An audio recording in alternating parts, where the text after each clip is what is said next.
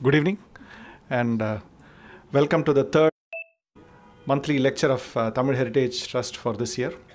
I will give a brief overview of Tamil Heritage Trust and its activities, and after that Mr. Ravi Shankar will introduce today's topic and speaker. Tamil Heritage Trust, we have been functioning for the last 8 to 9 years. We are a registered trust and a volunteer driven organization.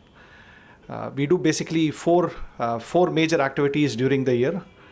The first is the monthly lecture, this monthly lecture, which happens on the first Saturday of every month at 5:30 at this hall. The topics of this monthly lecture are anything that is under the gambit of Indian heritage or Indian history classifies to be a topic in this monthly lecture. So whether it is art, architecture, sculpture, iconography, music, literature, poetry, anything that that can be called as Indian tradition or Indian heritage, including the Indian legal system that we are going to discuss today. The speakers of our monthly lecture program are not always experts. We also get some enthusiasts and amateurs. So it is a mix of experts and enthusiasts who become our speakers every month.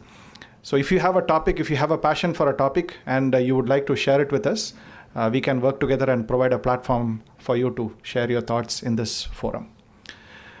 The second program is again a lecture series, but unlike the monthly lectures, which don't necessarily have a central theme, the lecture series is centered around a theme, a central topic.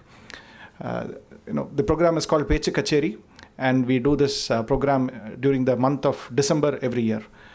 So far we've had 6 editions of Pechu Kacheri, and in our last edition, which was during the month of December 2017, we had a two-day lecture series program, which was about Kanchipuram. So Kanchipuram was the theme of our last Pechu Kacheri. So we had two days full of lectures about the temples of Kanchipuram, the growth of Saivism, Vaishnavism, Jainism, and also the textiles of Kanchipuram. So this was a 2-day intense workshop. The third program is what we call a site seminar. It is basically a heritage study tour, which we conduct every year during the month of January. So every year we pick a place within India that has got historic importance or heritage value. So we choose that place and travel to that place during January. The tour is usually for roughly around 5 days. But before going to that place, we also spend nearly 3 to 4 months preparing for the tour. So basically we study various aspects of the place and do discussions about the place. We also do PowerPoint presentations and group discussions about that place, so that when we go there, we go as much prepared. We go there as not just basic enthusiasts, but also hopefully much prepared. So we've done that for 9 years now. Our last site seminar happened in this January, and that again was to Kanchipuram. So we spent 4 days in Kanchipuram visiting various temples, various monuments within the temple town of Kanchipuram. Our fourth program is a monthly 1-day tour to Mamallapuram. This is a paid program. So the program is led by a couple of our Tamil Heritage Trust volunteers, our docents, who will lead the rest of the group on a 1-day tour to Mamallapuram. So this happens every month. We have not done that in the last 2 months, but we intend to continue that shortly. So that is briefly about the activities that we do. We don't charge any registration or membership fee or any subscription for being part of our organization. If you have time and if you have the interest to do things related to Indian heritage, you are welcome to participate in our programs. If you're wondering where to start, you can start attending our monthly lectures. This is the best place to start. If you have, in fact, most of our members are not historians or archaeologists. We have people from a wide range of professions. We have professors, we have teachers, we have engineers, entrepreneurs, businessmen, writers, bankers, etc., wide range of professions. So most of us are not historians or archaeologists. If you have any questions about any of our activities, or if you would like to take part in it, please contact us after today's event. We'll be happy to answer any questions. With these few words, I will turn it over to Mr. Ravi Shankar.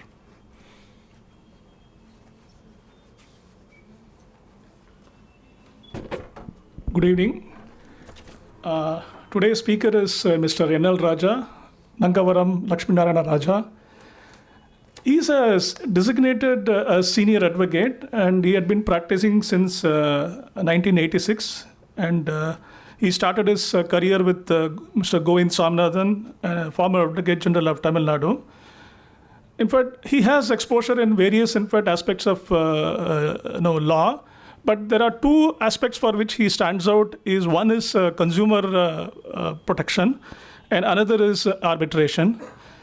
In the area of consumer protection, he had been working closely with the Citizen, Consumer and Civic Action Group, CAG. He was a trustee for 12 years from 2002 to 2014. And now he continues as an advisor. One of the other advisors is Mrs. Tara Murali. And in the area of realm of arbitration, he is the founding director of Nani Palkiwala Arbitration Center, a center recognized by the Madras High Court to render administrative assistance in arbitration matters. And he is also a trustee of the Palkiwala Foundation. And the other area, where he had been working is he had worked as a member of the Justice Vadva Committee for Study of Effectiveness of Public Distribution System in Tamil Nadu.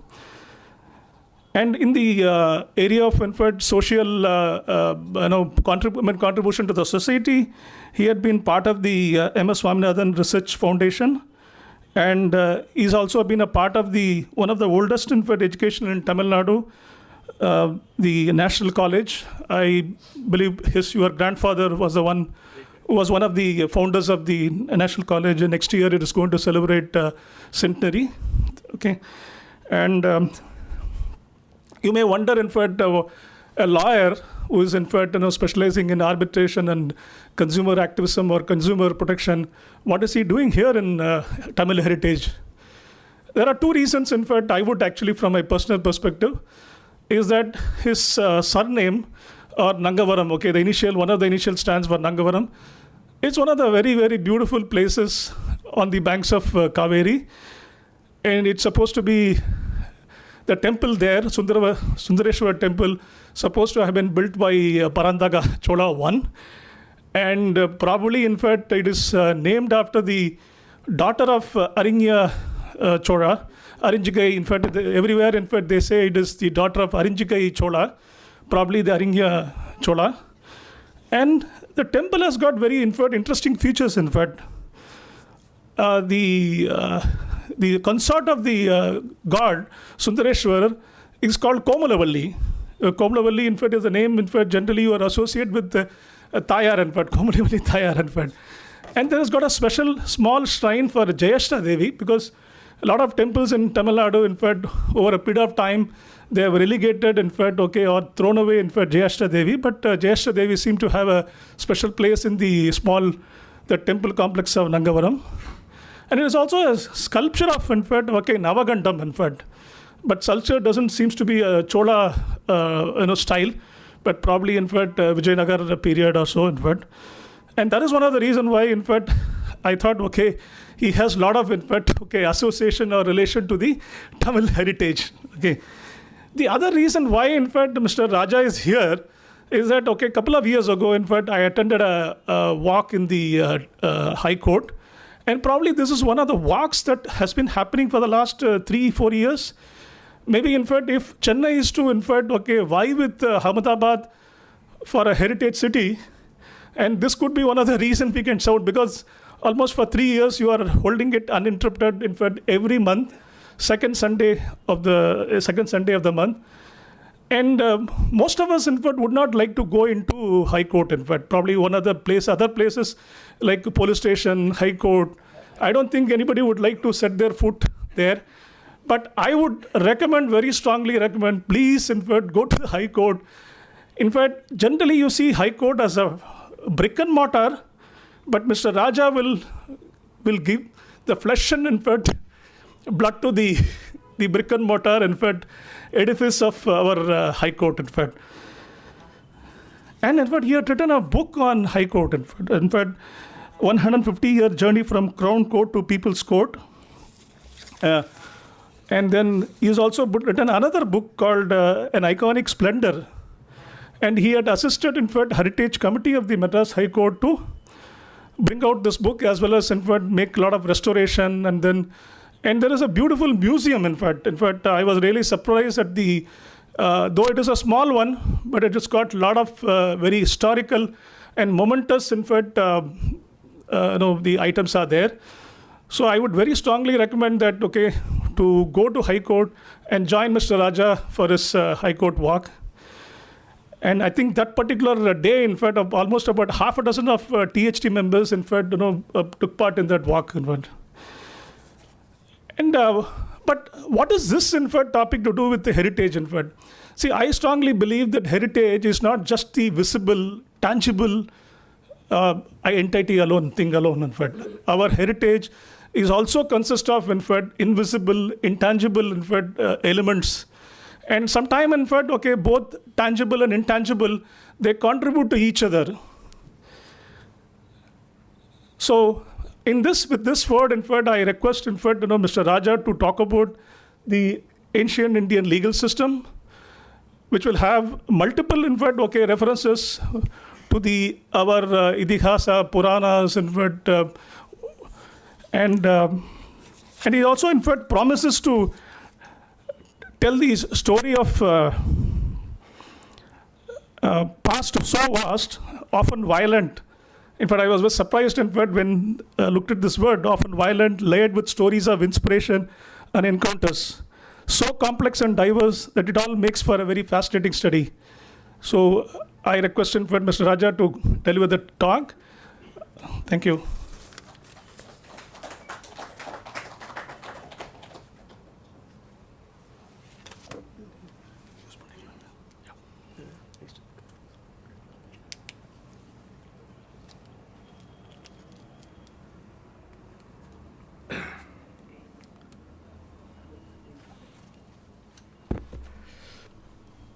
Good evening, friends.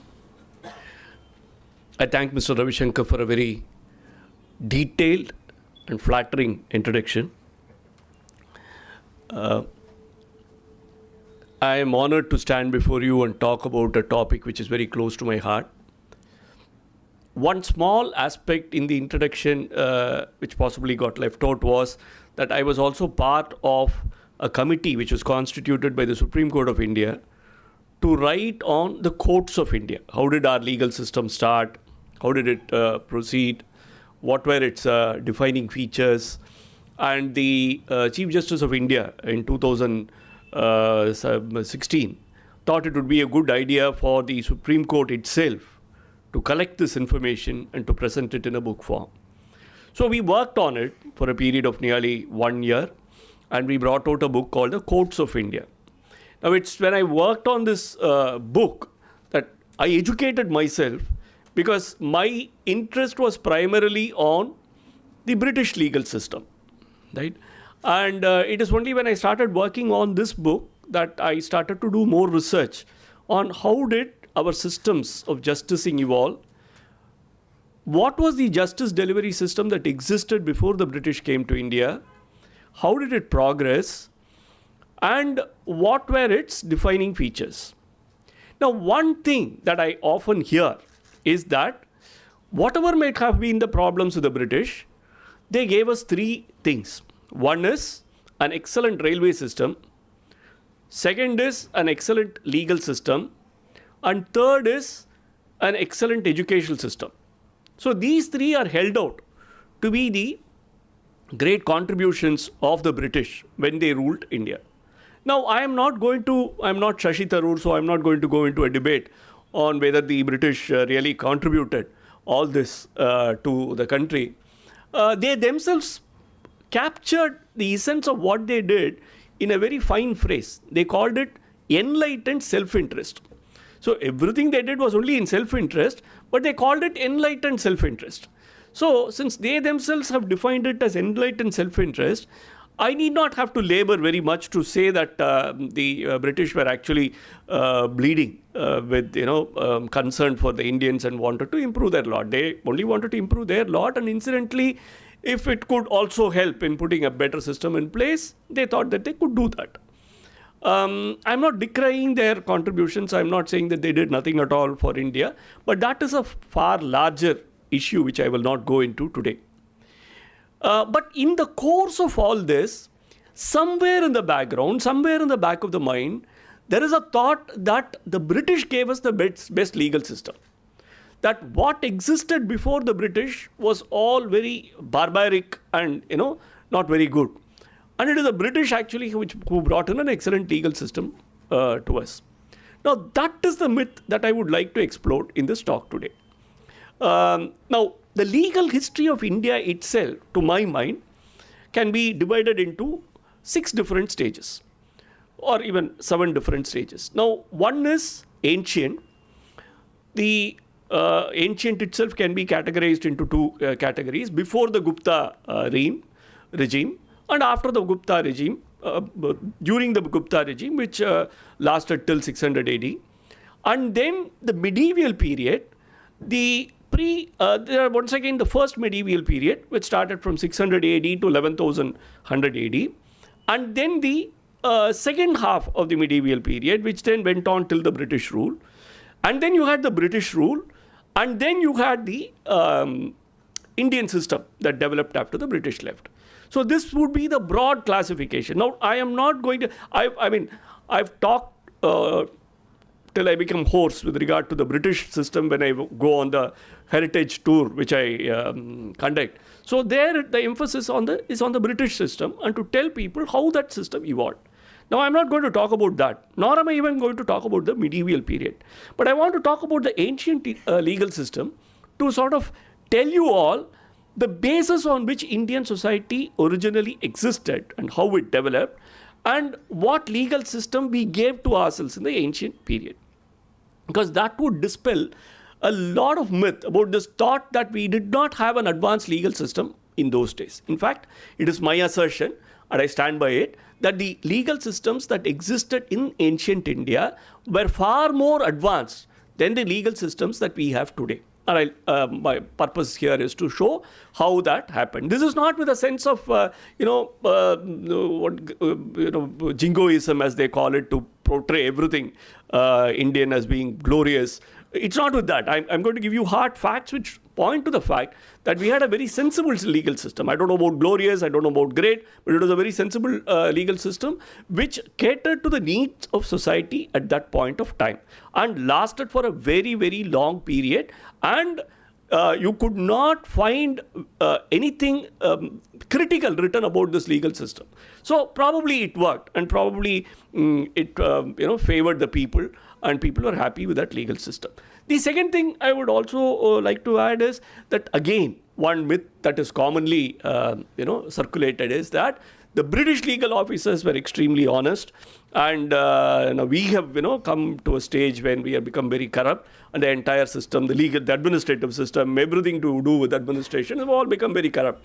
Now that again is a myth, for the simple reason that the East India Company was swindled so gloriously by its officers that by 1773, a company had nearly become bankrupt. You may not know that all of us think of East India Company as some great, vibrant company which raked in profits.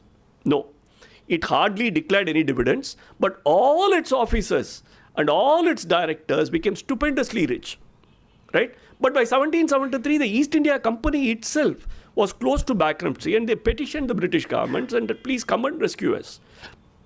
There were a lot of inquiries that were conducted during that period, principally of Robert Clive, and holding him to task for all his excesses during the British rule in India.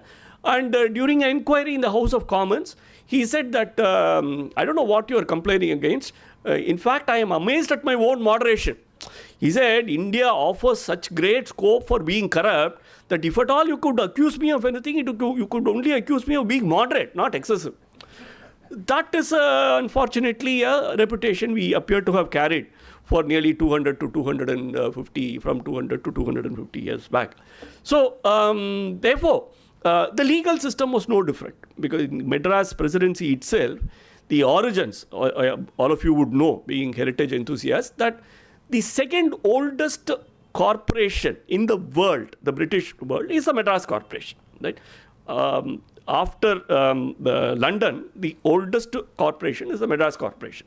And the legal system grew closely in consonant with the Madras Corporation, and therefore the mayor and the aldermen were really the judges, the judiciary, who held court and passed orders. And in many of the orders, they themselves were interested.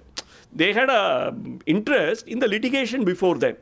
All this shocked the British government, because from 1773 to 1858, when after the Sepoy Mutiny, it was conclusively brought to the attention of the British government that you can't trust the East India Company any longer, and the East India Company's fortunes were all taken over by the British government.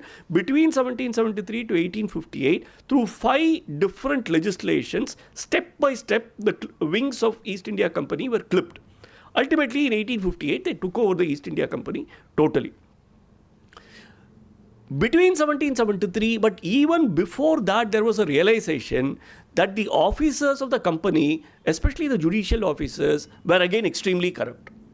They were dealing in cases where they themselves have pecuniary interests, the mayor and the aldermen.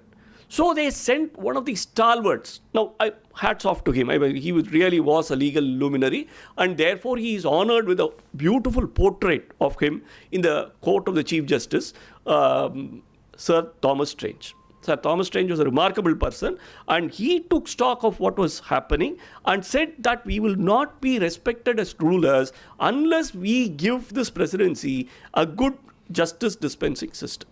And thus came to be established first the Supreme Court of Madras in 1800, and then subsequently the Madras High Court in 1862.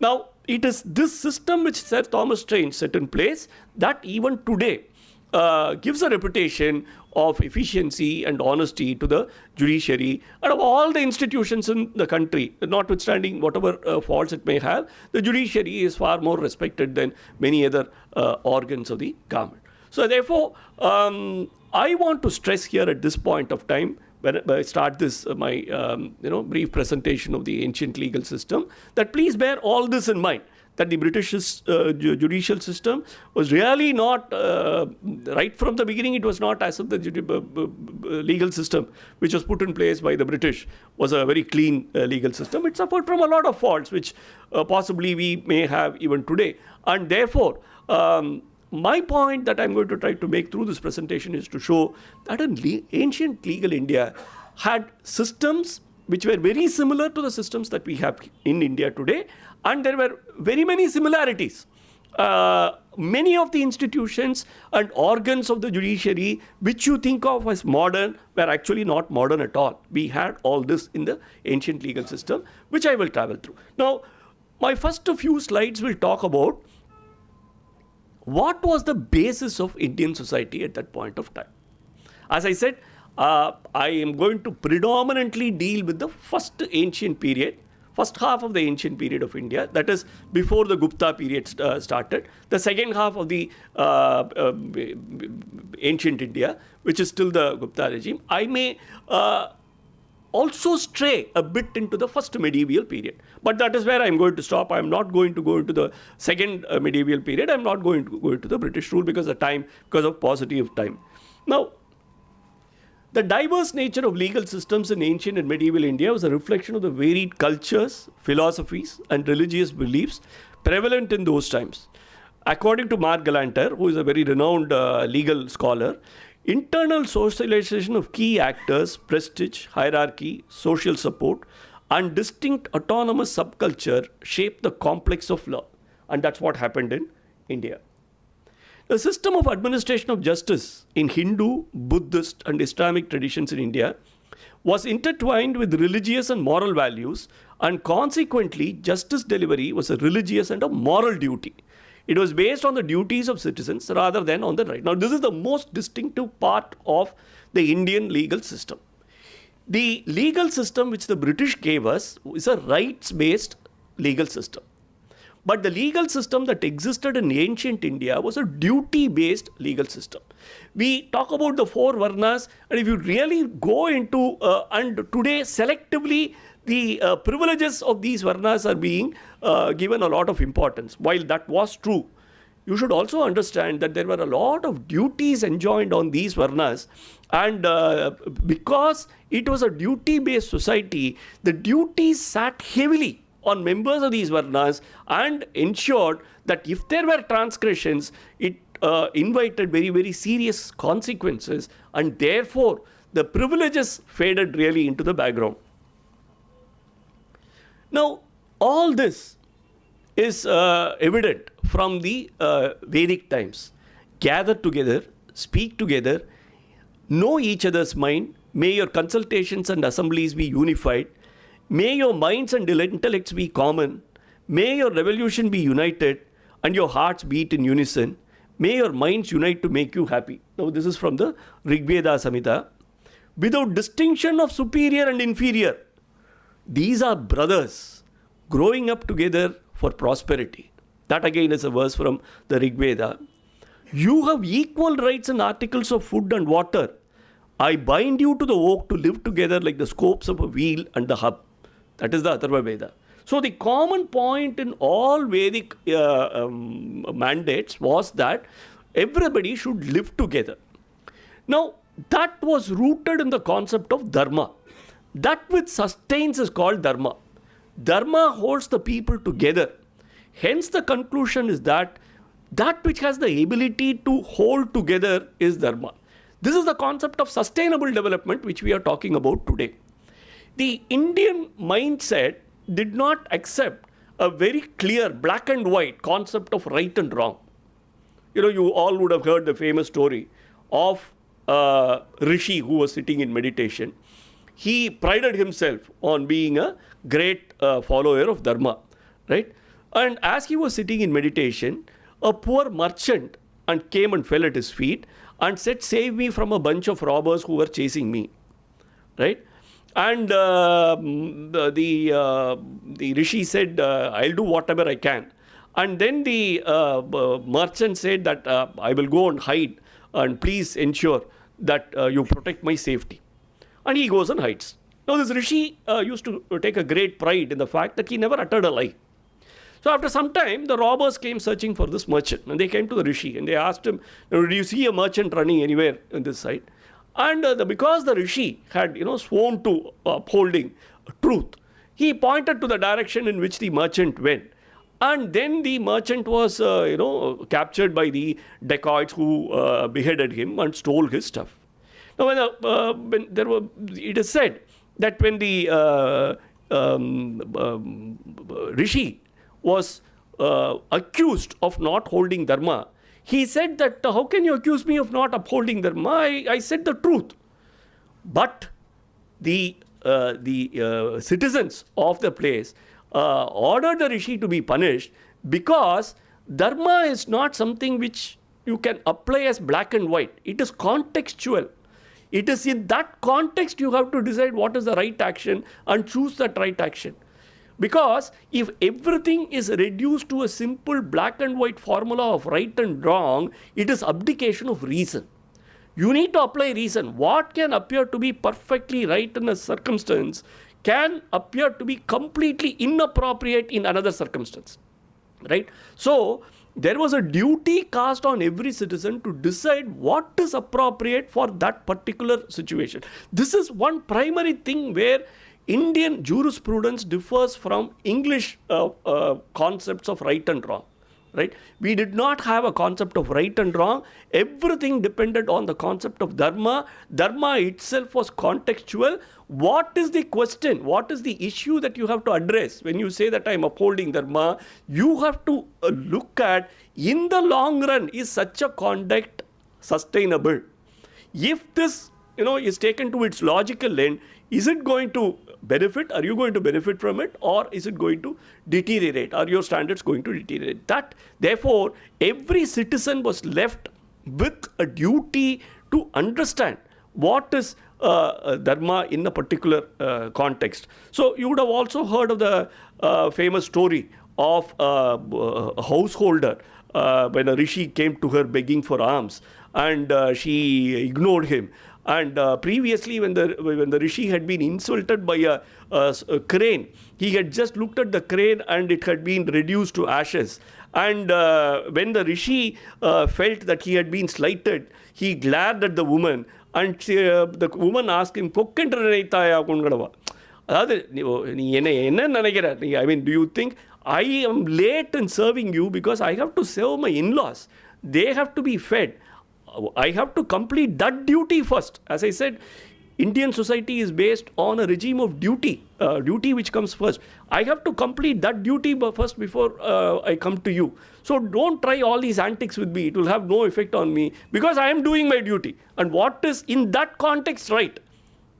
If she had been sitting there listening to some song and the rishi had come and sought alms from her, and if she had managed to be indifferent to the rishi, probably the rishi, when he stared at her, she might have been reduced to ashes. But to emphasize this concept that dharma was contextual, there are umpteen instances in ancient Hindu mythology which upholds this aspect. Indian society since inception was essentially a duty-based society. All aspects of human conduct from the cradle to funeral fire was governed by the rules that compendiously were called dharma. In Jambudvipa, Bharata is regarded as great because this is a land of duty in contradiction to the others which are lands of enjoyment. This is a phrase from the Vishnu Purana. And Mahatma Gandhi echoed this thought and said India is essentially a karma bhumi, land of duty, in contradiction to the Bhog Bhumi, land of enjoyment. Now, again, in the Mahabharata, there is a oath that is administered to the king.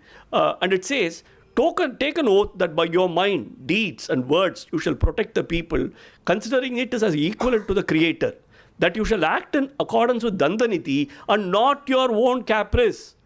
Now, this is what all our writ jurisdiction in Article 226 is about today.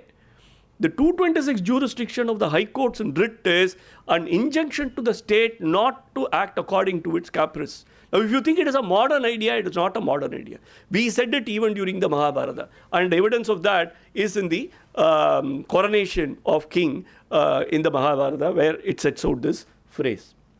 While Western society stressed on worldly progress and acquisition of material comforts, ancient Indian society emphasized both pravriti and nivriti, shreyas and prayas. Pravriti was the urge to actively engage in material pursuits, while nivriti denoted the pursuit of spiritual pursuits. Kathopanishad teaches us that prayas is material happiness, while there is yet another spiritually attainable happiness of a permanent nature called shreyas. Now, there are 9 duties which are the basis of this concept of dharma in ancient Indian system.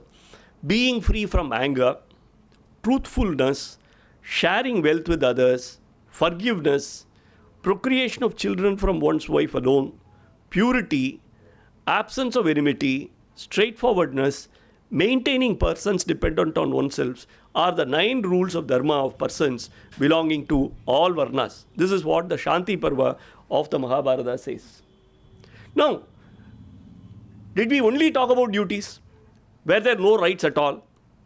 That question is answered when you look at Kautilya's Arthashastra. Kautilya, Chanakya, as you know, is a very practical gentleman. He's a very pragmatic person. So he did not put much store by lofty ideals. He said life had to be lived on earth, and therefore it has to be a combination of both, rights and duty. So he, for the first time, also emphasized that there are certain rights. The first clear statement of rights is found in Kautilya's Arthashastra, where justice was assured as including a fair trial and the right to produce witnesses. Citizens had a right to trade, Article 19 of the Constitution, the right to trade and commerce, right to inheritance and to get standard wages, Minimum Wages Act of modern India. women's right to Sridhana, women's property, the right of women to property was recognized as a right to widow remarriage, was recognized in Kautilya's Arthashastra, and in some cases even the right to divorce the husband. So the basis for all our family court matters was laid even in Kautilya's Arthashastra, and women were given more right than is commonly understood and is commonly propagated. Then the king should protect associations. Please look at the wide world vision that we had. The king should protect association of non-believers and believers in Vedas. You were given a right to not believe in God. You were given a right to not believe in the Vedas. And even this the king had a right to protect. Freedom of speech and expression. What better manifestation of that can you find? Uncultured people in the forgotten villages. This is Dharma Kosha, of which Justice B.N. Sri Krishna, in his article on British human rights jurisprudence, has written extensively of how they dealt with and how wide our concept, how wide our vision was, and that it was not confined to any straitjacket formula of what is right and wrong, and how spacious the society was. The most striking character of the Hindu system of courts was broad-based variety of adjudicative forums with appropriate hierarchy and supervision and linked to specific communities so that justice was administered in suitable socio-cultural atmosphere of the parties.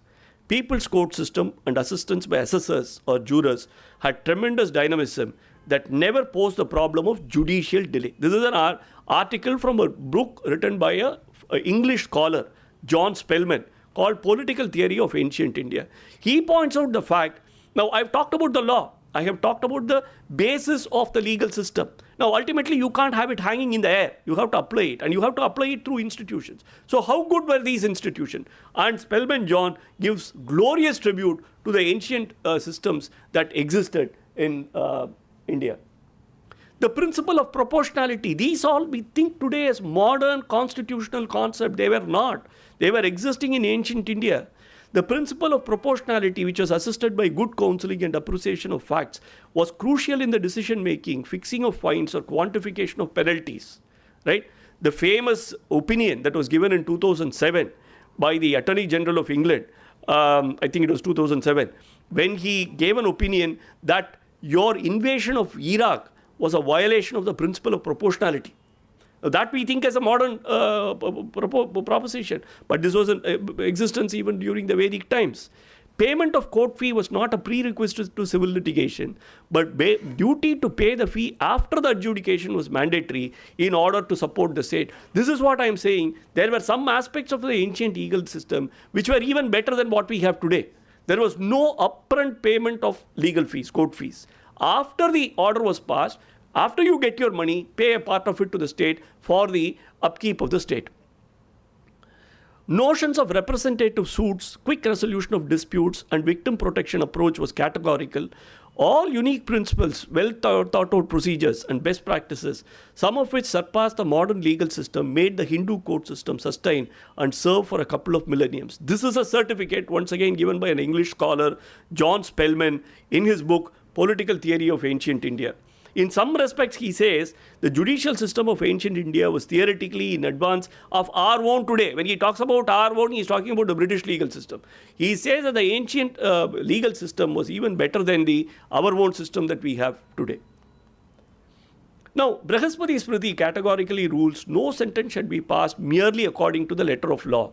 If a decision is arrived at without reasoning and considering the circumstances of the case, there is violation of dharma. This is what I emphasized. Dharma was contextual and dharma was based on reasoning. You cannot have a concept of right and wrong which permits you to apply a mechanical approach to the resolution of disputes. And that is what is emphasized in Brihaspati Smriti and is commended by Robert Lingard in an article that has been written by him. But how long did it take for, even after the Indian Constitution was formed? In the first phase, till the E.P. Royappa case and Menaka Gandhi case, the Supreme Court said that all that we can see when an action is challenged is to see whether there is a basis in law. If there is a basis in law, We cannot interfere and say whether that action is reasonable or unreasonable. These were restraints put on the exercise of judicial power by the judiciary from 1947 till E.P. Rayappa in 1972 and Menaka Gandhi in 96-97. But this is a principle which we did not recognize in ancient India, and we said that if your sentence is not based on reasoning, then your judgment is wrong. During the late classical Hindu law period, which I will now consider from 500 before Christian era to 1100 Christian era, the center of gravity of conforming to cosmic order shifted from individual duties to institutional handing of danda. As society became more complex, as society enlarged, as society became more complex, there was a necessity to put the onus on institutions rather than individuals. In all that I had recited earlier, you would find that the emphasis was on the individual. Because even in Tamil Nadu, I'm going to come to that at the end of the concept, the word Niti does not occur even once in the Thirukkural. Niti is not a concept in Thirukkural at all. In fact, Niti as a word came into effect only in the 5th and 6th century AD when it was first mentioned by a Jain monk. In entire Thirukkural, you have only had a concept of Aram. Aram is right conduct. Now, Aram is not specific to the king. Aram is specific to every individual. It is not only the state which had to be right. Every individual was enjoined. And there was a duty for him to follow right action. அதனால தான் திருக்குறளில் வந்து அறம்ங்கிற வார்த்தை தான் இருக்குது. நீதிங்கிற வார்த்தை ஒரு இடத்துல கூட திருக்குறளில் வரல. நீதிங்கிற வார்த்தை பல இடங்களில் எங்கே வருதுன்னா கம்பராமாயணத்தில் வருது. By that time, the word that the Jain monk had introduced into the Tamil lexicography of Nidhi then became common parlance. But Nidhi is really external, whereas Aram is internal. All of us have a duty to follow Aram. All of us need not, யாரையுமே நான் இன்னொருத்தரை சாதாரணமாக ஒருத்தரை பார்த்து நீதியரசர்னு நான் சொல்கிறது இல்லை. ஆனால் அறவோர்னு சொல்லுவேன். ஏன்னா if he follows every thing that is right and just, I can call him an அறவோர். I can't, if somebody is 100% righteous and follows all good conduct in life, he is not called a neediyarasar, right? So needi is external, whereas aram is internal, and we need to internalize our good conduct, and that was the emphasis of Indian society. In the matter of method of settlement of disputes, 4 aspects of a lawsuit. Now I am coming to the procedure and how what existed earlier of a lawsuit, metaphorically called the legs or pillars, that reflected both procedure and source. According to the Narada Smriti, or virtue, dharma, that is the settlement of dispute on the basis of acceptance of truth by both the parties. In Ikevanda, we call it mediation or conciliation. And both parties come together and say that yes, we accept a particular situation and are willing to submit ourselves to a particular remedy. That is called mediation. That also existed. Adu nadakkalena judicial proceedings. Vyavahara, that is the contested ascertainment of right. The evidence of custom, that is the practice of the usage of the locality. And a verdict from the king, Raja Sasana or Jayapatra, it used to be called the Jayapatra. That is the king's proclamation in accordance with Dharma. Justice Rama Joyce, who also has done phenomenal research on how our ancient systems work, has written about this in detail.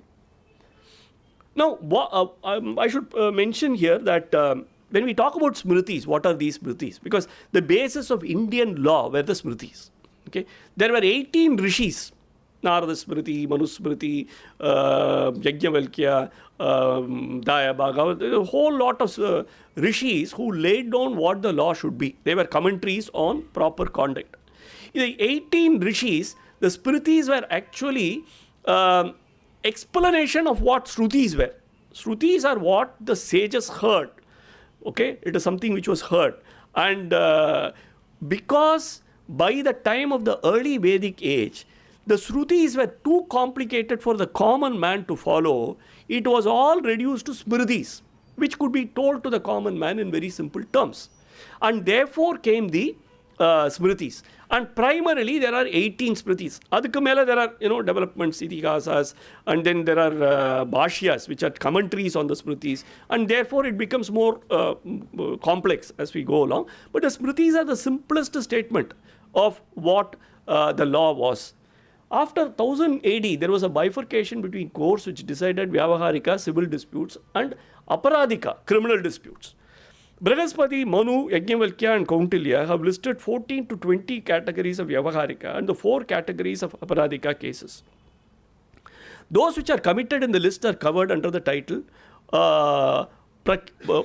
Prakirnaka, miscellaneous, according to Katyayana Smriti. All matters were to be decided in accordance with Dharma and local customs and usages. Now, that is a very, very important aspect of the Indian legal system.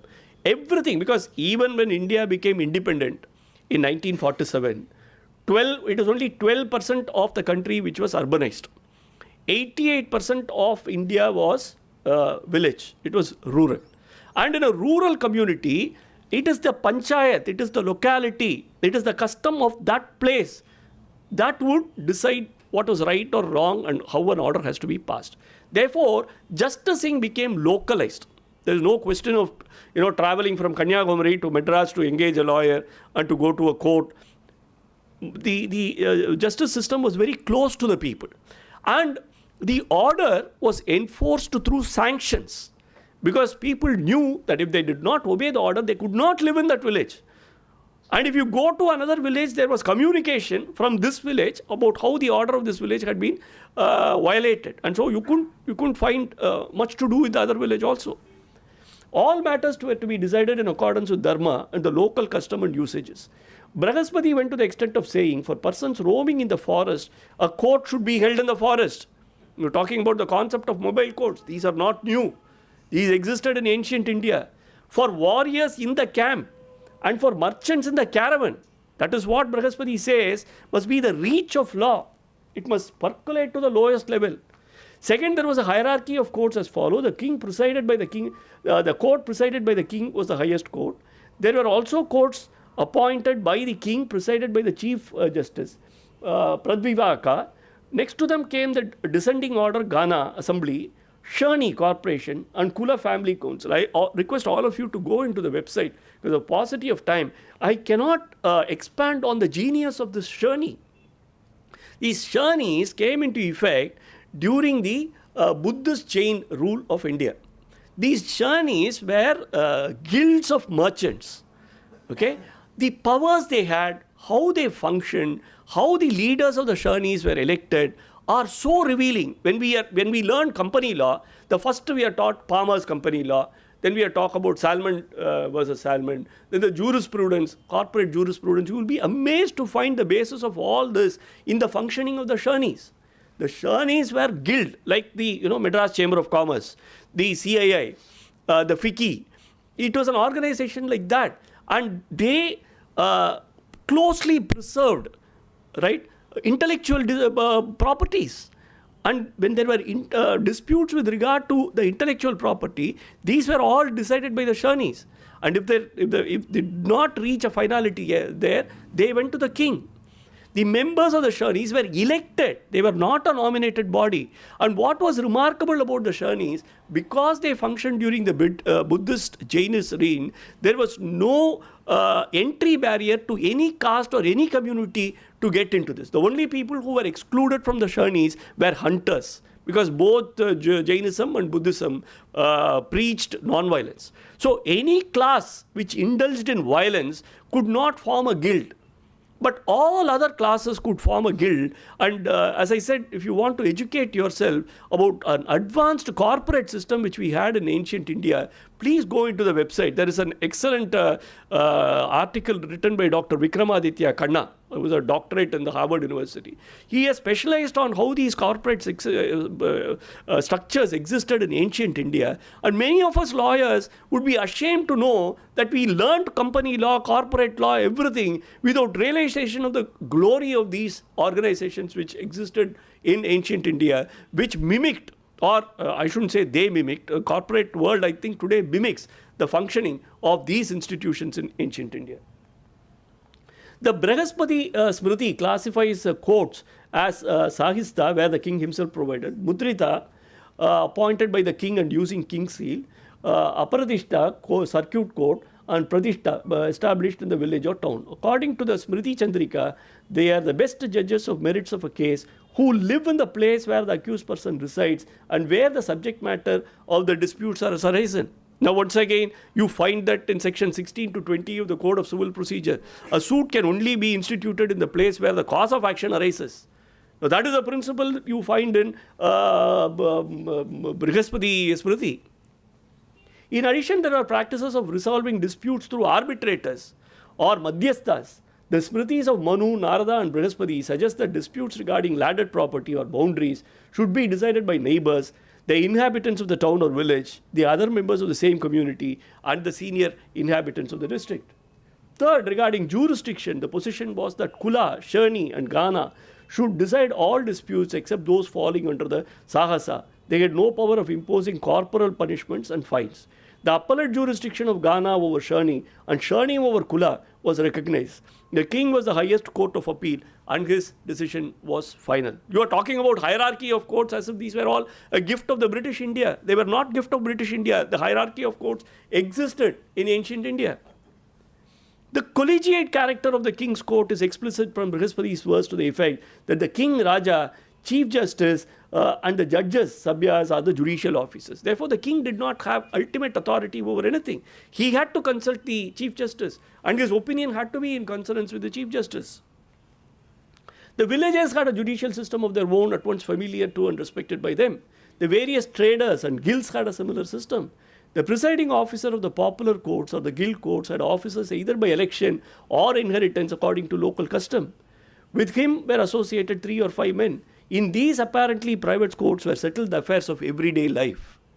In case of grave crimes or when the condemned party refused to obey the judgment of the local court, the court of the king was concerned with the litigation.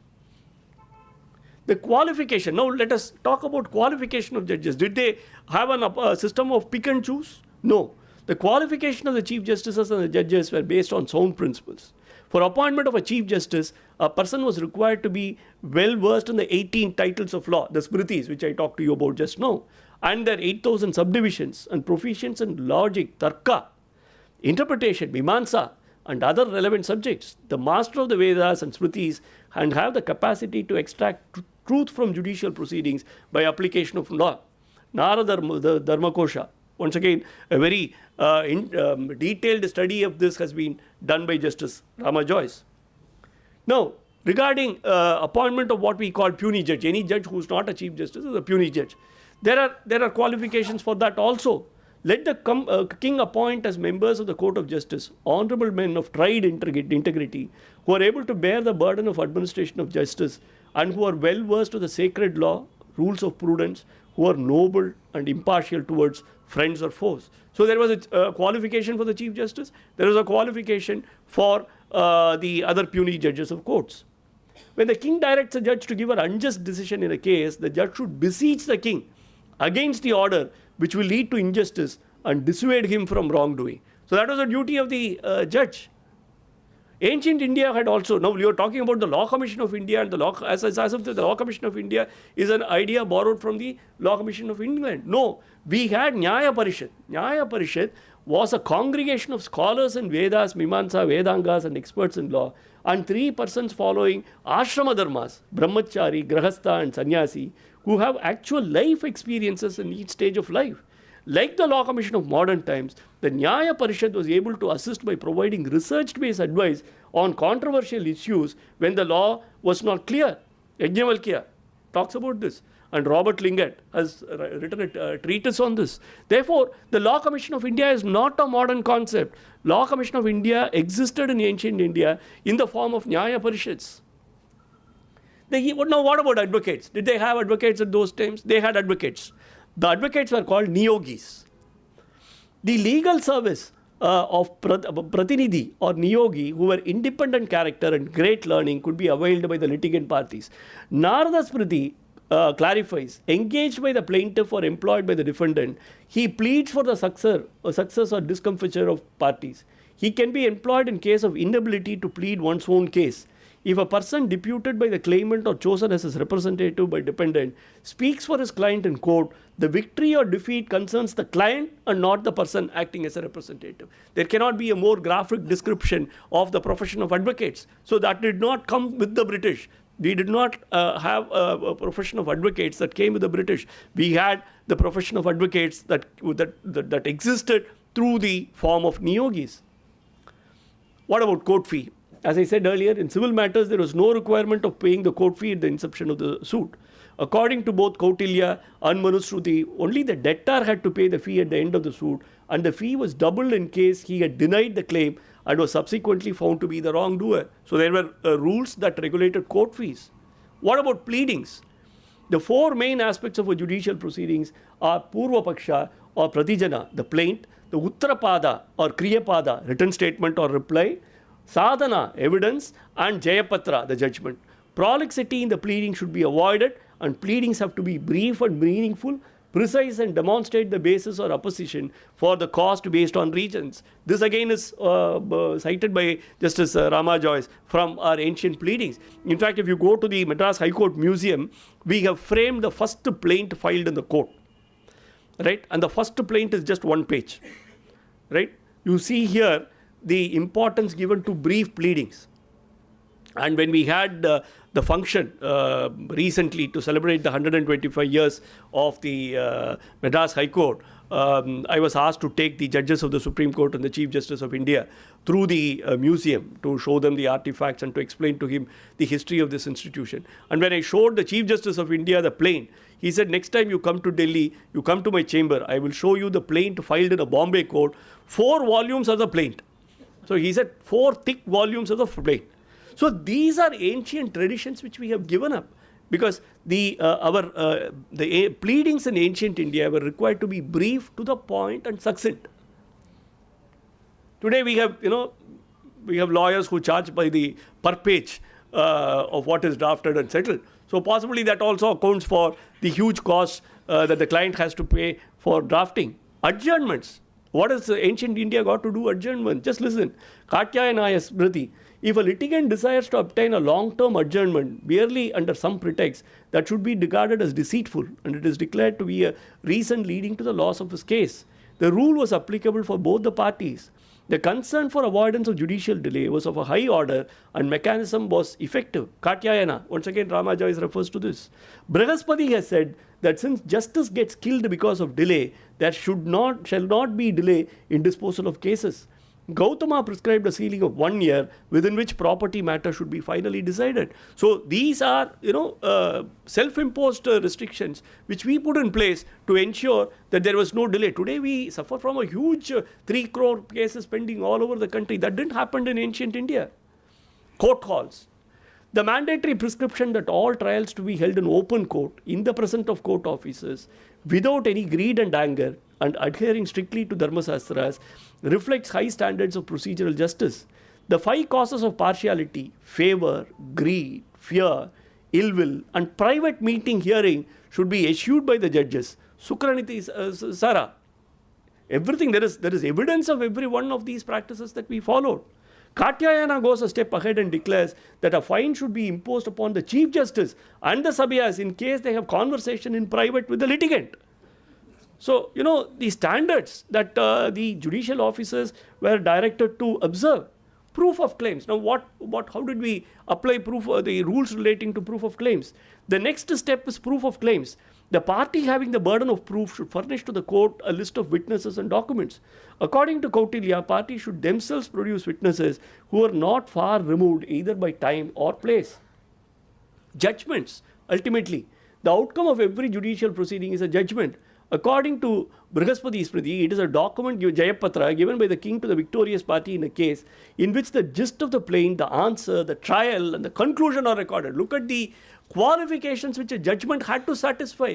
You had to set out the pleadings, you had to set out the evidence, and then you had to give your reasoning as to why you supported the judgment. Now, this leads to a question as to whether these systems were common to India. Now, let me localize this, my presentation now. Now, this leads to the question as to whether these systems were common to India or were there regional variation what were the systems in this part of the country, what was the justice delivery system here. In Tamil, the Tamil kingdoms was called Avaikalam. They were also known as Tharumasanam. Evidence also shows that there was then a court of justice known as Mandram or Avaikalam in chief cities where both civil and criminal cases were taken cognizance of, tried and decided. The judges were largely guided by what is known as Dharma Nool, which were the equivalents of these smritis that were existing in other parts of the country. Now, one of the most profound literature we have which spells out how Tamil culture actually, how the Tamils lived is Silappatikaram. It is actually the first work which is a narrative in poetic form. Many others are, injunctions, mandates, and how the Tamil people should live, etc., etc. This, for the first time, is a narrative in poetic form. It is said that if justice was not properly meted out, the king would not survive. This, in fact, is mentioned as the chief characteristics of the Pandya kings. With such a high sense of justice, then the ancient Tamil kings left no stone unturned to mete out proper justice to the wronged and the innocent. There was a special department of justice composed of learned and the wise. The king was, of course, the higher court of appeal. We have all heard, "Be you ever so high, the law is above you." Now, the person who is credited to have said that first is a famous English scholar called Thomas Fuller.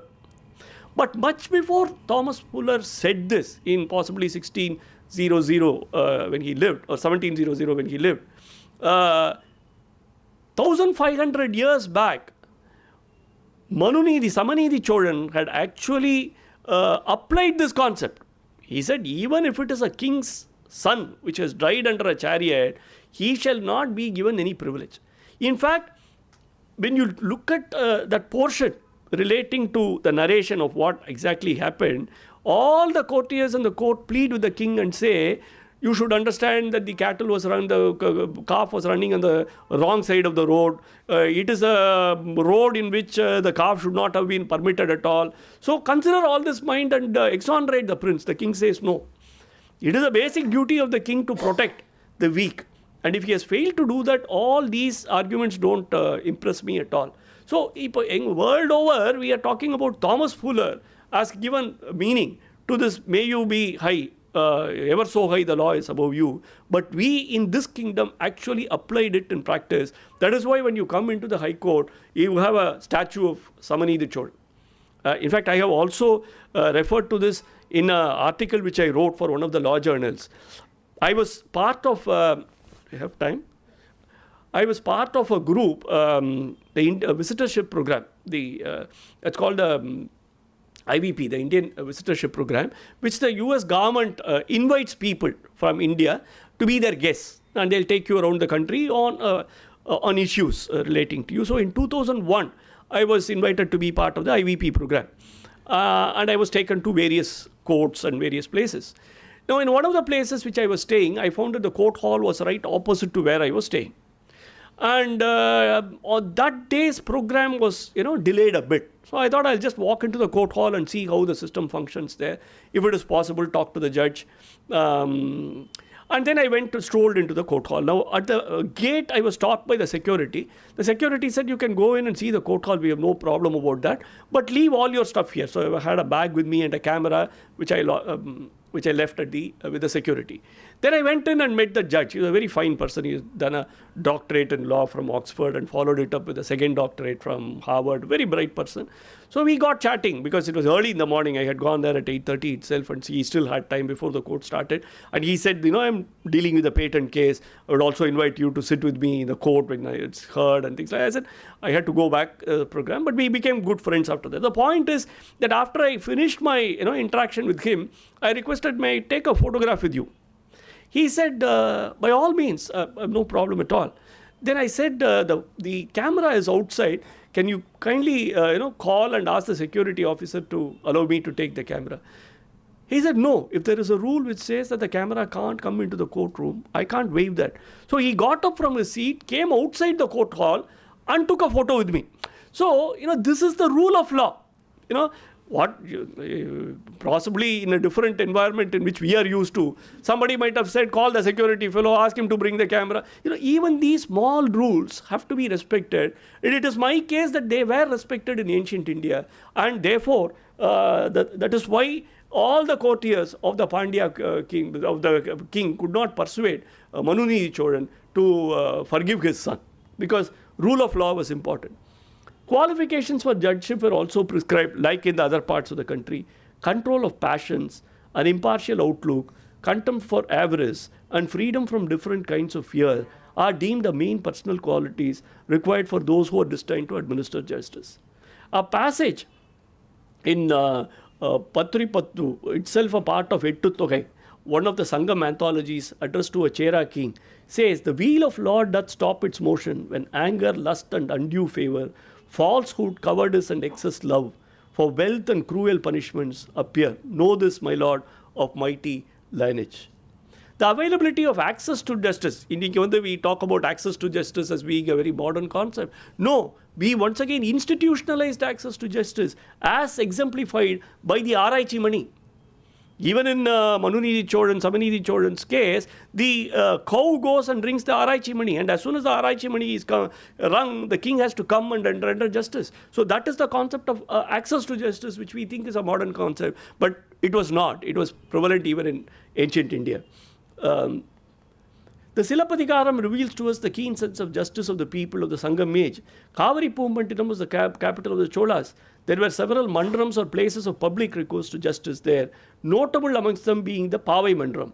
Legend has it that the Pavai image in that mandram should shed tears of grief should there be any flaw in the administration of law or failure of justice in the court of the city. Therefore, you had an independent deity which presided over the courts, the spirit of the courts, and shed tears and anguish if justice were not done. The Sangam literature also throws light on the type of cases that were tried, the punishments awarded, the mode of trial in Aram Kuru Avayam, and also of subordinate courts in the Mufassil towns going with the name Urur Chabaikal.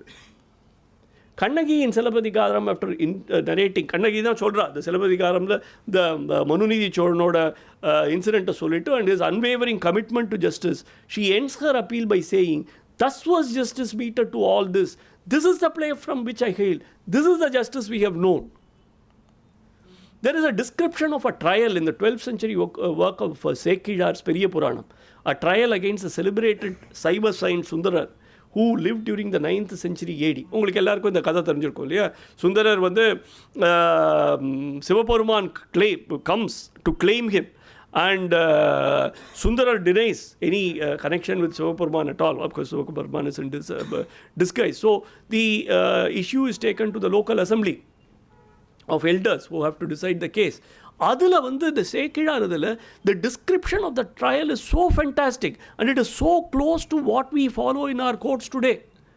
அது எப்படி முதல்ல ஒரு பத்திரம் அவங்க how do you first decide? I mean, we have these formulas, word against word, document against word, document against documents. Each of these have a gradation of acceptability in courts. All this Chekira talks about in Periya Puranam. Because முதல்ல வந்து சுந்தரர் எனக்கு தெரியவே தெரியாது, இவர் யாருன்னே எனக்கு தெரியாதுங்கிறார். உடனே அவர் வந்து சிவபெருமான் என்ன சொல்கிறார், ஒரு ஓலையை எடுக்கிறார். உன்னுடைய பாட்டனார் வந்து உன் ஃபேமிலியே எனக்கு வந்து இது பண்ணியிருக்காரு, he has dedicated all of you to my service, அதனால் you should come with me அப்படிங்கிறார். ஸோ அந்த ஓலை then that is word against word. First stage of the proceeding is word against word. இவர் சொல்கிறார், நீ you are my slaveங்கிறார், அவர் நான் slave இல்லைங்கிறார். So the next stage goes against document against word. The document எடுக்கிறார் Sivaperuman. For generations you are dedicated to serve me. That is denied by the other person. So the third stage, the village elders ask Sundarar, உங்களுக்கு ஏதாவது பத்திரம் இருக்கா? Can you bring any document to refute that? That is the other stage in civil proceedings today. Document versus document. So that description of the trial, of course the story may be mythological, but the description of the trial is definitely the manner in which trials were conducted in ancient Tamil Nadu, and it is brilliant. I mean, it has all the so-called British aspects, I would say, or the characteristics of trial in a British system of justice. Then there is a very interesting study done by one K.V. Ramakrishna Rao titled Tolgapiyam and Manusmriti, a comparative study, which was presented at the 54th session of the Indian History Congress held at Mysore in 1993. In this study, if you read this article, its study reveals a close parallel between the system of administration of justice in the Tamil kingdom and the systems existing north of India's. We may therefore presume that there was much in common in the administration of justice in various parts of the country. The administration of justice, it's my argument, subject to whatever local variations there would be, was uniform all over India and was of a very high order. So the British really did not improve upon the existing system. Okay, over through the medieval period, there was some deterioration because with the dissemination, with the derogation or complete breakdown of the Mughal Empire, the entire country was in a bit of chaos. And it is at that point of time that the British came in, and therefore whatever they offered came as a breath of fresh air. But what had to be borne in mind is that this is there is nothing that you can presume from that to say that our ancient systems of justice delivery systems were poor, or that they were not of the standards that were existing in ancient India. In fact, further evidence to support this theory is found in the appreciation of Act 9 of a play, Mrichakatika. This is the very famous, the Vasanta Sena courtesan, the murder and the story relating to that. And the trial once again is explained in very great detail. Now, if you read this, there is some confusion about who wrote this. There is an argument that it was written by Basha. There is another argument that it was written by Dandin, two famous writers of ancient times. But either irukradiyum neenga Sekiyaroda description of a trial that happened, there is an astounding similarity between the two, which shows that we had a fairly uniform system of administration of justice that existed in India in the ancient Indian period and also possibly in the first and second periods of medieval history. Once again, H.R. Ursikar, he is a magistrate from the Bombay Presidency. He has written a book, Modern Criminal Law in India, sets down 3 salient principles. This is what he says in that. Firstly, the accused is presumed to be innocent till he is proved guilty. Secondly, the burden of proof to show that the accused is guilty is on the prosecution. And lastly, the guilt of the accused must be proved beyond reasonable doubt. And in the case of doubt, the benefit of doubt must go to the accused, and he must be held to be not guilty. All these principles were recognized in ancient India. Charudatta was considered innocent till his guilt in that play, till his guilt was proved by circumstantial evidence. Further, throughout the trial, the burden was discharged by the prosecution, which in this case is a court, and when the court is satisfied beyond doubt, rightly or wrongly, only then is the accused found guilty. Horwitz, a well-known historian, observes that in Mrichakatika, we get a clear idea of the society in medieval India. Another historian, Wilson, remarks the chief value of Mrichakatika, aside from its interest as a drama, lies in the graphic picture it presents of a very interesting phase of everyday life in ancient India. In conclusion, we may broadly assert that ancient India had a very advanced and refined system of delivery of justice. There is much in our legal roots to be proud of. We must not only be proud of this rich legal heritage, but must take all steps to propagate information about the richness of the justice delivery system that existed in ancient India. Thank you for giving me this opportunity.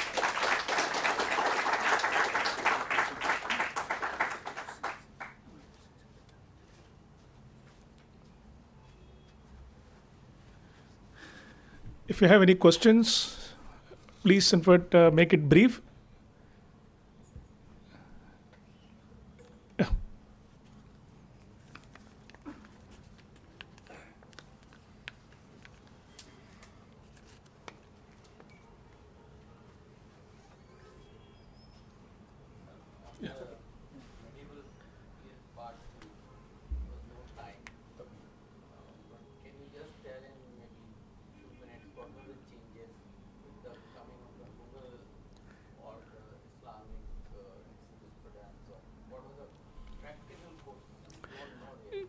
Yeah, see, I would say that during the medieval period, under Islamic law, the criminal law worked very well. I mean, there was a fear of the law. I would always say that during the medieval period, during the Islamic rule and during the Mughal rule, where there were very strict punishments which are meted out for violation of the law and transgression of the law. There were the criminal law worked very well. As far as civil law is concerned, the Mughals did not interfere with the civil administration of justice. As I said earlier, much of civil law was localized. It was all in the local towns. Especially in Tamil Nadu. In Tamil Nadu, if you look at the large mandapams in the temple, those were the mandapams in which the panchayat hearings were held. Because there was a belief that if somebody came into a temple and was asked to testify, he will not tell anything false. Right? So, therefore, they could not, and again, the Islamic rulers never said that as far as succession, marriage law, personal laws are concerned, Islamic law will apply. They did not do that. Therefore, the personal laws were permitted to exist, and personal laws used to be implemented only through the structures that existed earlier. But one thing you must understand about what happened is that if there were to be transgressions of these basic principles, you would have to go to a king who understood what was happening. Now, that is where, in my opinion at least, from medieval India, there was a slight slackening of the procedures. Because if something went wrong, how do you go and tell that to a Muslim ruler who may not understand the intricacies of the legal system relating to the Hindus? Most often in all personal laws, the Islamic rulers kept themselves away from the administration of justice as far as they are concerned. Primarily, an Indian ruler was only concerned with two things. He was concerned with defense, he was concerned with finance. Right? Everything else in our Indian society was localized. Right? So when the king only kept these two as his preserve, then there would have been very little change that happened on the scenes. But a lot of changes did happen because the basic structure of society started changing. Right? Unless the basic structure of the society remained, you could not have the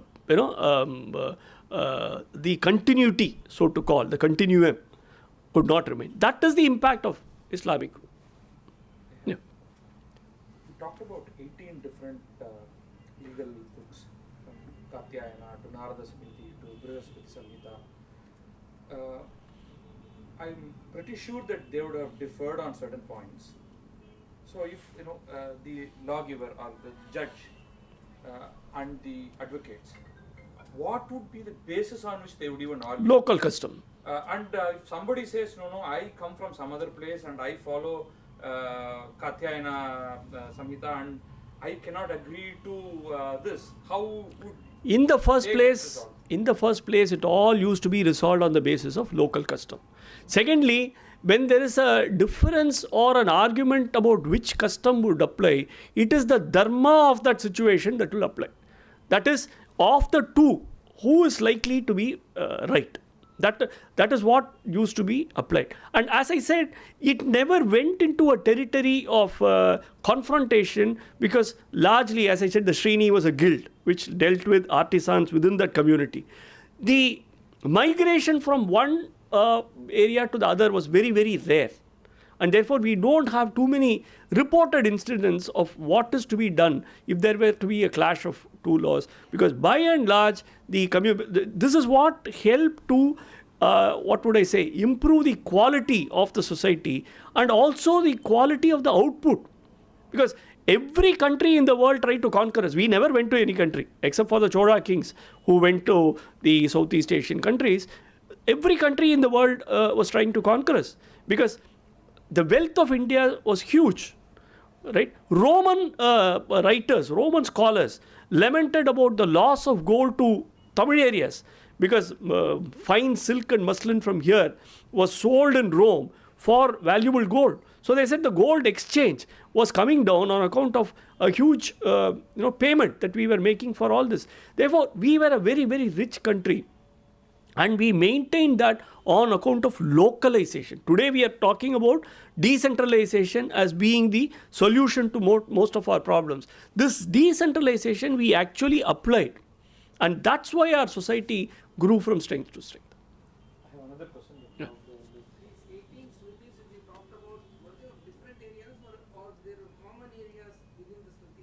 No, they dealt with, as I said, different areas. If you are asking for geographical locations, they might have been different. No, I'm talking about the subject matter, what it dealt with. No, it could be the same, but it applied to different societies, communities, geographical locations. So, whenever a case came to be argued and to be decided, the first thing that the local community would decide was what was the law applicable to this particular community. The Mitakshara, the Daya-Bhaga. For example, the Daya-Bhaga probably had much better application in West Bengal and those areas.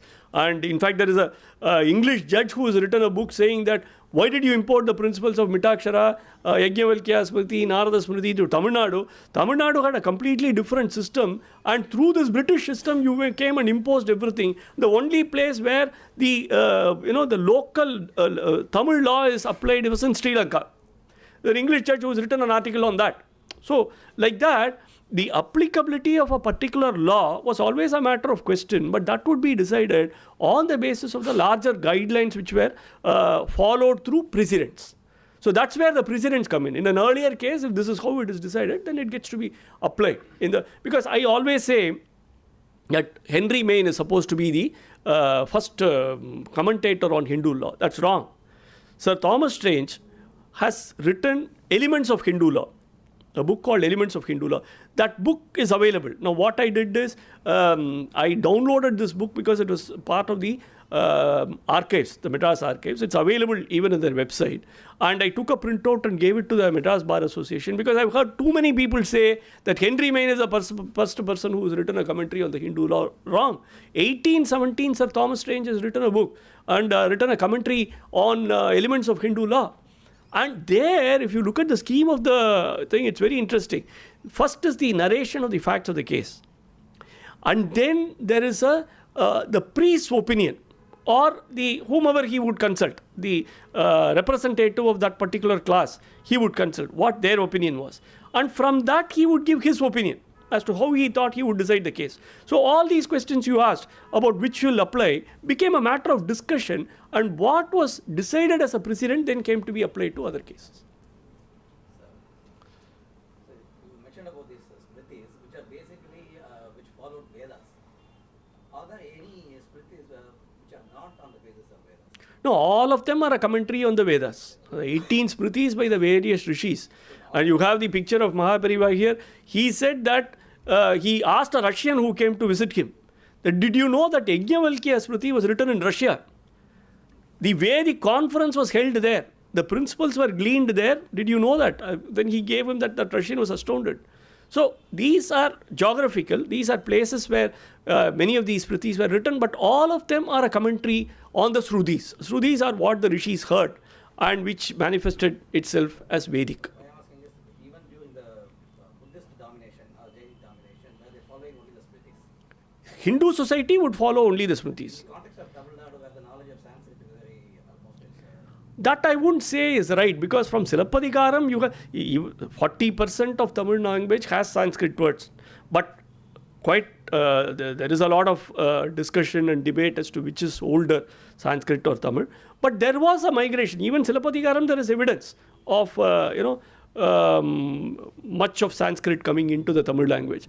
So I don't see any of these existing in very watertight compartments. There was a lot of migration from one society to another, knowledge acquisition from one society to another, because we were at that time a knowledge-based society. So we were only worried about how that knowledge would enrich me. That is the only thing that we applied. That's the only thing that we looked at. And when it impressed the society that a particular migration of knowledge will benefit me, they assimilated it into. That is why, see, you ask yourself the question: Greece, Roman, I'm talking about the ancient civilizations, Mesopotamia, the Mayans, the Egyptians, all of them as a civilization that existed at that point of time do not exist now. But Indian civilization still exists. We still do things that we did 5,000 years back. Now, why is this? The primary reason for that is our capacity to assimilate. We assimilated. Everybody who came to conquer us settled in India, wanted to become part of it, except the British, the Mughals, the Mongols. There is a village in Himachal Pradesh where their forefathers are part of the army that came with Alexander.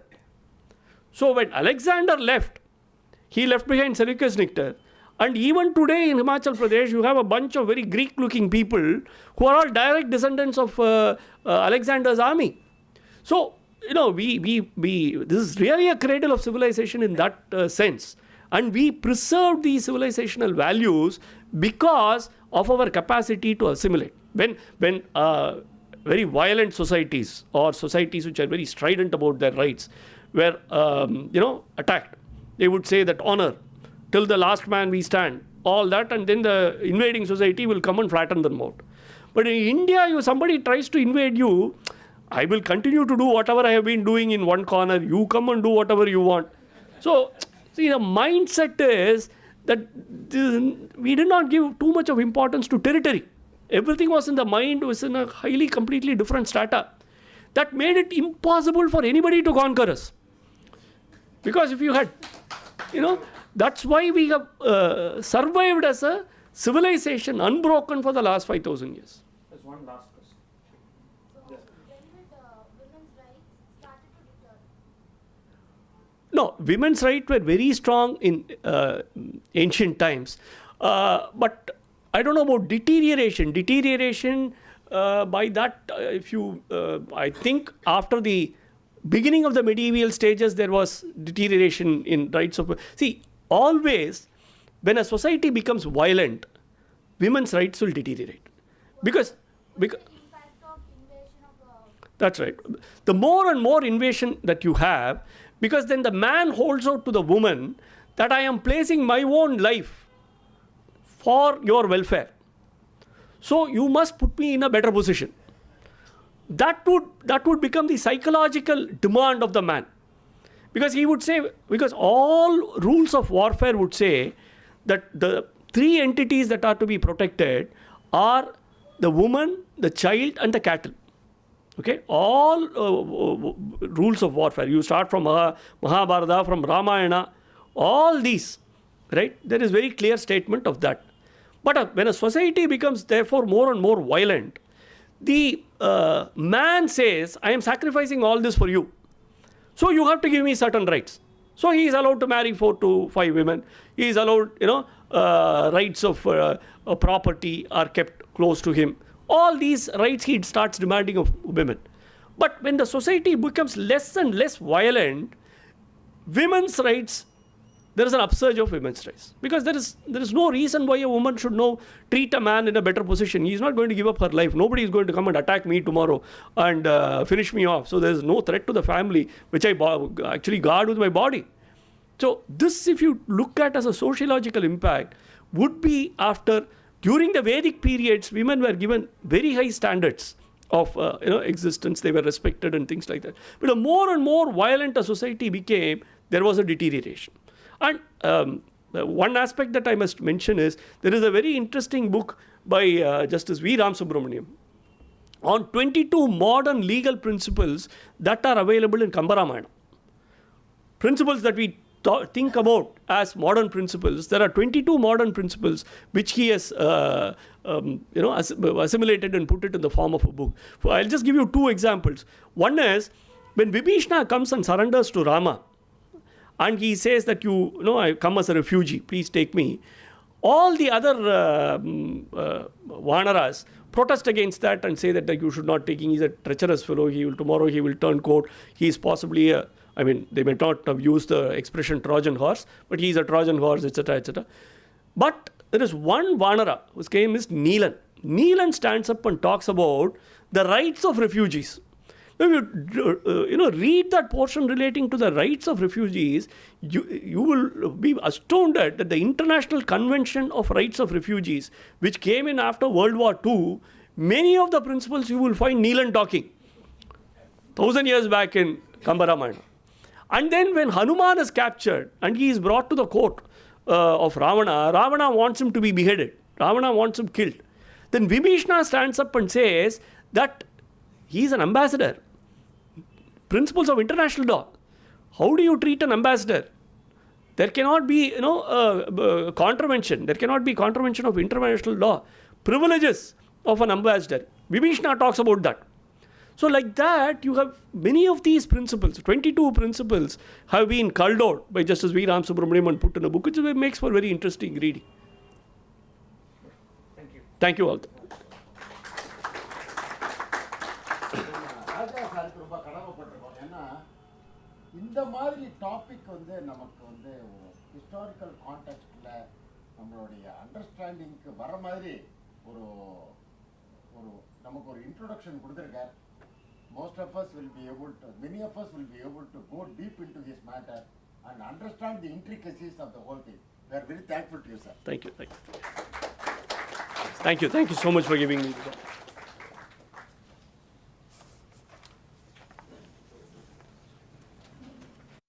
We'll meet again next month, first Saturday, right here. Thank you.